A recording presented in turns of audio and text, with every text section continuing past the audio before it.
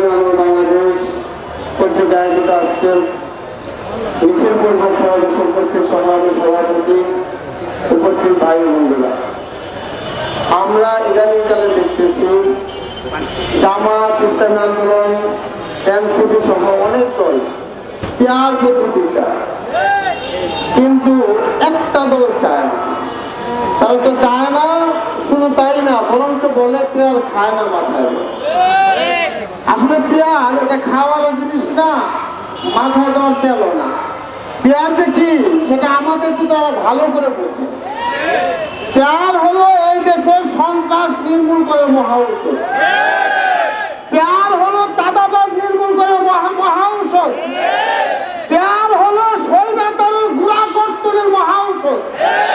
Pair হলো সন্ত্রাসী গাছ গজানোর বাধা প্রদানের মহা ঔষধ। এটা তারা ভালো করে জানে, কিন্তু খাইতে চায় না।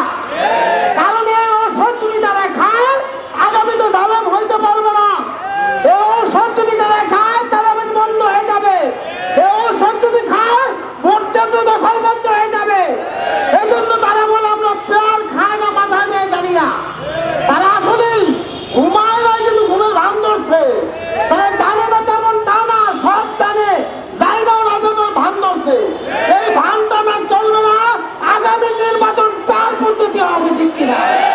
আপনারা মানেন অথবা না মানেন, এদেশের মানুষ যেটা চাবে বাংলাদেশ সেটাই হবে ইনশাআল্লাহ। আল্লাহ পাক আমাদের সকলকে তৌফিক দান করুন বলে আমিন। যারা পেয়ার বুঝেন না, সময় সুযোগ নিয়ে আসবেন, ব্যাখ্যা বিশ্লেষণ সব বুঝাইয়া খাওয়াই দেবেন।